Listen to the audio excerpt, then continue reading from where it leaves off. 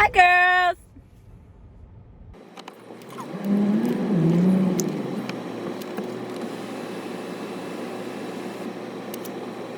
Oh, I was recording the whole time.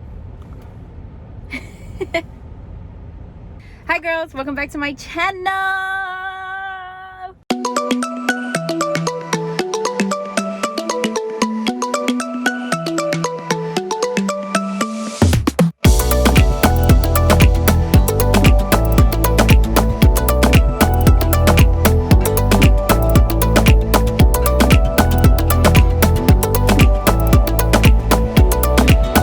Okay, guys, so I'm actually heading to Target right now because I want to get some more things for my baby boy to help him with his cough and with all the other stuff he has going on. So we about to do what I do with my girls when I got tea and I got things to do. Literally like girl boss 101, like multitasking. But I am hands-free. I am not touching my phone. I am focused on the road. So let's just make sure we all good there. So first things first, what I would say before I say anything that's anything about buying a luxury car, do not rush it. Do not rush it, and do not feel like because you have the money that you should just go and buy a luxury car. What do I mean by that? I mean that my motto is like being able to afford it means that I can afford it at least 3 times over. What do I mean by that? Like if I, God forbid, lost everything, I should be able to afford the item at least 3 times with what I already have in my account. Okay? And so when I say being able to afford it 3 times over, it's a little bit different for like buying a car, because it just depends on like how you're gonna buy it, like whether you're gonna finance, whether you're gonna lease, whether you're gonna buy it outright. Like that's really like the different ways you can go down getting a new car. I mean, unless someone is like the truth and just gifts a new car to you. But anyway, so ooh, sun. All in my face. What? Sorry about that, guys. Okay, so like I was saying, definitely take your time. Definitely make sure that you can afford it. Like in full transparency, I could have afforded a luxury car maybe past, I would say 2 or 3 years comfortably, and I just didn't have one. So before my Porsche, I was driving a 2020 Volkswagen Jetta SE, which is nice, don't get me wrong, really nice, but not luxury, or at least not like high-end luxury. And the reason for that is because I wasn't gonna go out and purchase a luxury car that I wasn't comfortable, like just entirely all around purchasing, as far as like where I was financially. So I would say before you even start looking at buying a car, definitely be comfortable. Be comfortable where you are. Like be comfortable financially. Make sure that financially you've looked at everywhere, everything, like what are your bills, like what's your debt to income ratio, like where are you. And I'm a write it down kind of girl. Like I literally am a pen and paper kind of girl where like I will write down everything that I pay for, and I will write down like all of my income. I'm so sorry about this like sun over here. Cali sun is doing it to your girl. But I will write down like everything that I am paying for, all my streams of income, and I'll always do it like after taxes. I'll never do before taxes. And then I'll look at like, okay, like can I really afford this? And so that's what I did before. I did it a couple of times, and I'll be honest with you, every time that I did it, I was really ready to buy, but I wasn't ready to buy. Like financially I was, mentally I wasn't, because it's a big step, you feel me? And like you don't want to just take that step and then wonder like, ooh, you know, you kind of like, I don't want to say stuck, but you kind of like, those are decisions that I think you should make carefully. So yeah, so I sat down, I wrote down exactly where I was as far as bills, what I like, wherever my debt was, whatever my income was. I did the same thing for my boyfriend, who is my partner, because we obviously have bills together. And also like, I mean, not for nothing, and this doesn't mean that you need to be in a relationship to buy a luxury car, but like a part of where he is where I am. And so obviously I'm not gonna go and like go crazy if potentially I may need to back him up soon, or if like there's something that we may need to take care of. So I sat down, I wrote all this down. When I wrote all this down, I literally sat on it for some time, and I said to myself, I don't want to miss the turn for Target. I said to myself, like, okay, I'm ready to buy my car. Now, when I went to go buy my car, I was absolutely not like dead set on a car yet. Like, I had options. I was looking at a Porsche truck, a Range Rover, a Jaguar, and a Tesla. Those are the luxury trucks that I was looking at. I knew I wanted a truck for show. Like that was non-negotiable. But which is kind of funny because my whole life I never thought I would want a truck, and then now I did. So it's kind of funny. But I looked at those trucks as far as like options.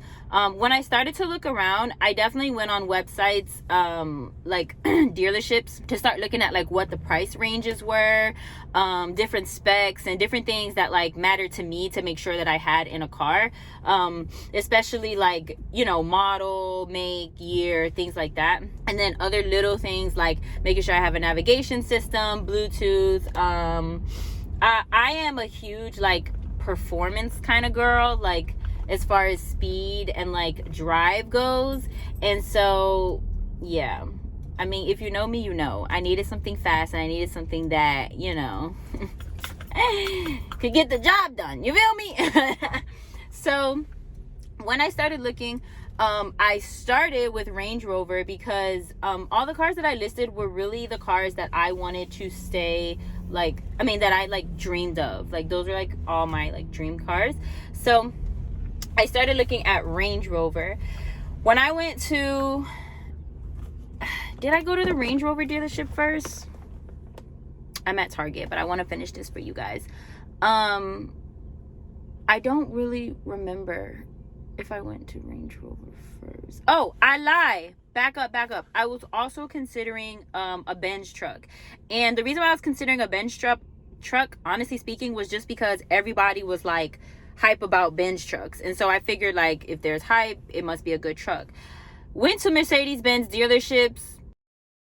Not impressed, not one bit. I did not like the interior. I do not like the monitors that they have inside. I was not a fan. Like literally none of the make, models, sizes, nothing was like impressing me.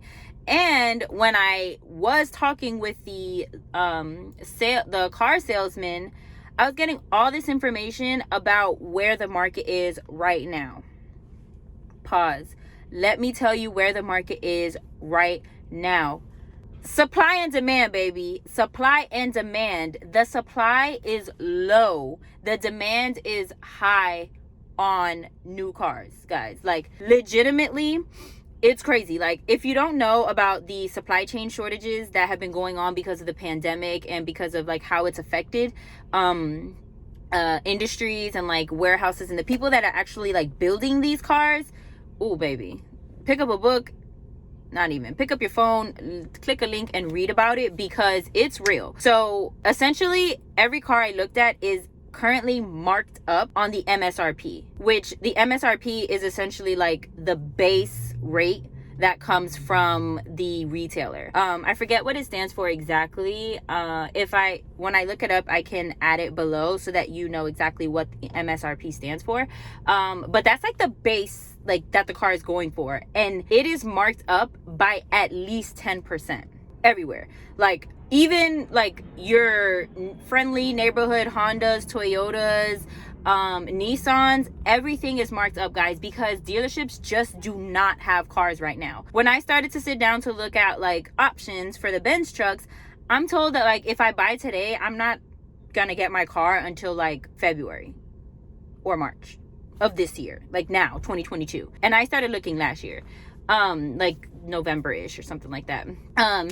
And I was like, yeah, no. And then to pay 10% more than what I would usually pay for this car, which means, let's be clear, let me give you guys a quick little 1, 2, right? if I were to purchase that truck that I did not like, that I was not like impressed by or anything like that, not only would I have had to wait, not only would I have paid 10% more for that truck, it would have been worth way less later on.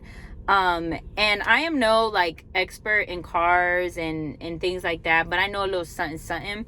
So imagine that because the market is so high right now, buying a new car right now means that when the market goes back to a more steady pace, or where it more normally is, you're talking about like only being able to like bare minimum get less than what you paid for the car, because now there's no longer 10% markups. The supply and demand has leveled out a little bit more, and now if you were to want to sell your car or come out of your lease or you know, something like that, then you would have negative equity.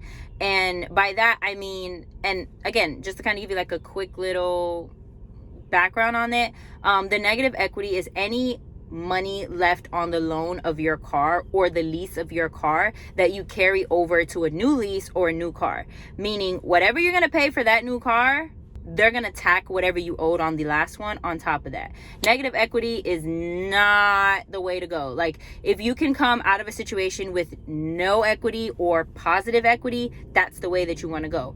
Positive equity would obviously be the opposite to that. So it means that you like are giving your car or selling your car, you're making a profit and using that towards the car that you're trying to get into. So leasing was no longer an option for me because I did not want to lease a car that I was going to end up with negative equity on in the future if I wanted to come out of that lease and actually get into a car that I wanted. Because I was just not like, guys, my heart was just not on that like Benz truck. I was like, this is not it. It's not happening for me. I don't want this, and I don't want to end up stuck in the future.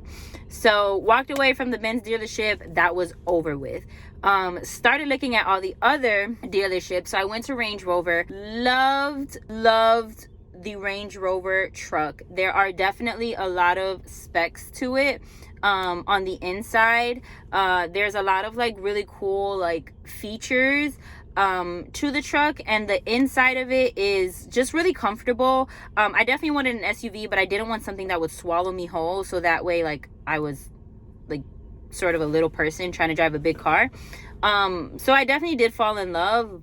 But I also did a lot of research on just the like livelihood of Range Rovers, and I learned that they experience a lot of issues as far as like car wise, tech wise.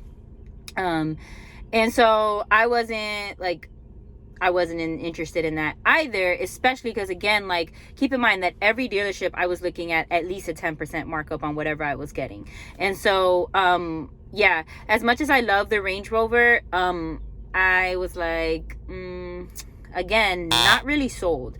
Then I went to the Porsche dealership. I test drove a Porsche and I fell in love. I literally fell in love. Like this baby, like, oh my gosh, like she fits me perfect. She met all, like she checked all the boxes for what I was looking for. You know, I felt really comfortable. Like she's beautiful, all black interior, all black exterior. The rims were beautiful. Like I was like, like I was so in love, but I was doubting myself. Like I literally could not bring myself to saying, like, I could not bring myself to paying for a Porsche truck. Like I was just so scared. I was so nervous. Like it wasn't that I didn't have the money. It was just like, I don't know, like that was a crazy commitment, and I was just so worried that I was like not moving slow enough or like not considering it enough. Like I don't know, like I started to doubt myself, like, which is why I emphasize again, like take your time, do not rush. So I went home, I talked about it with my boyfriend. Like he was already set. Like he was like, you loved that car, like you can afford that car, like go get that car. And I was like, no, you know, let's sort of look around a little bit more.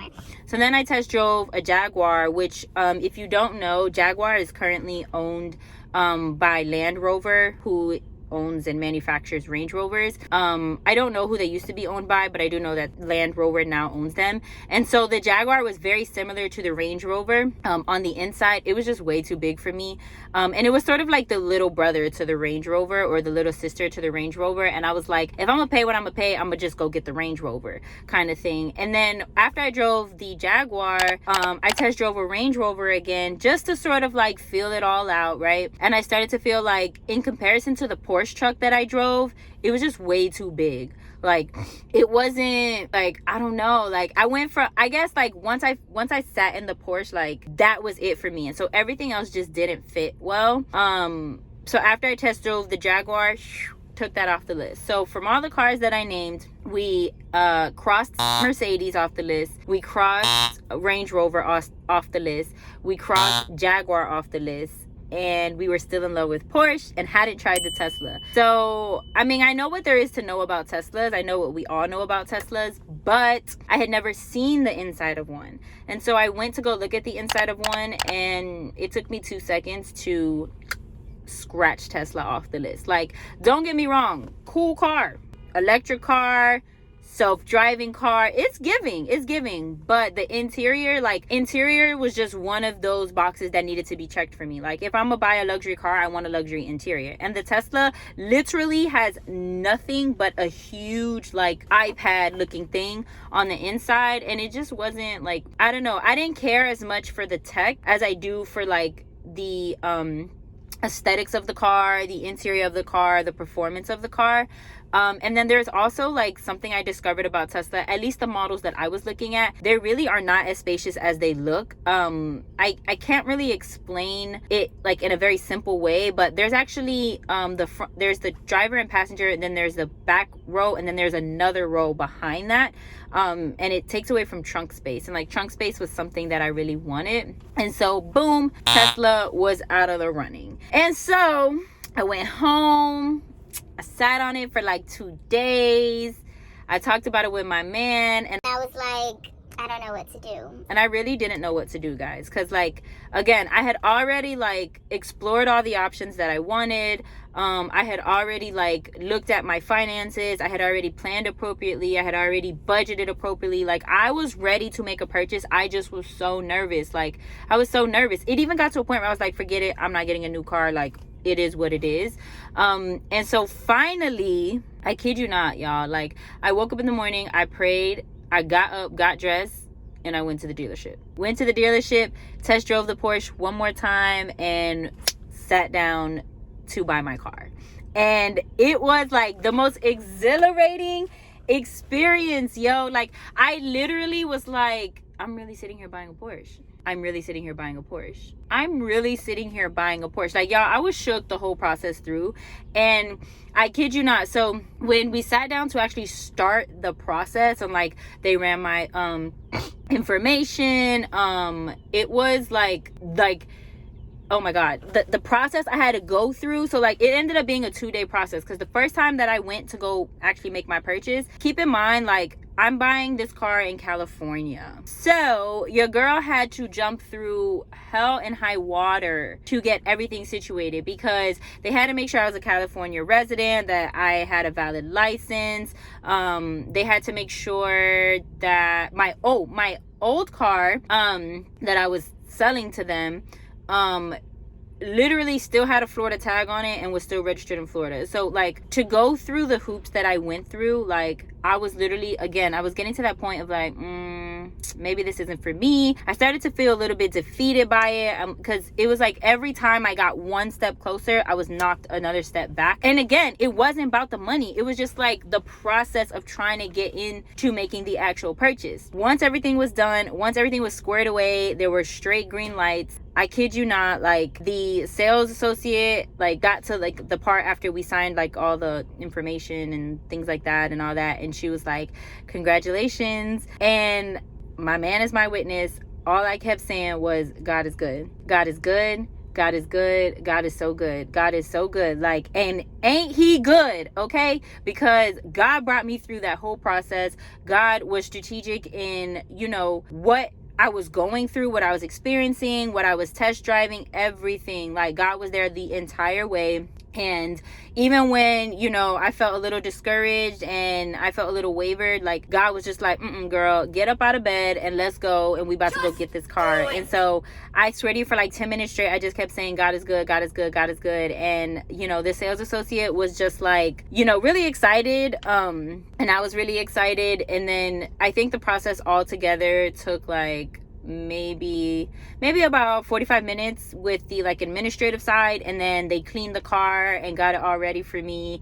And like they took pictures of me with the car, and I got into the car to like drive it off, and I cried.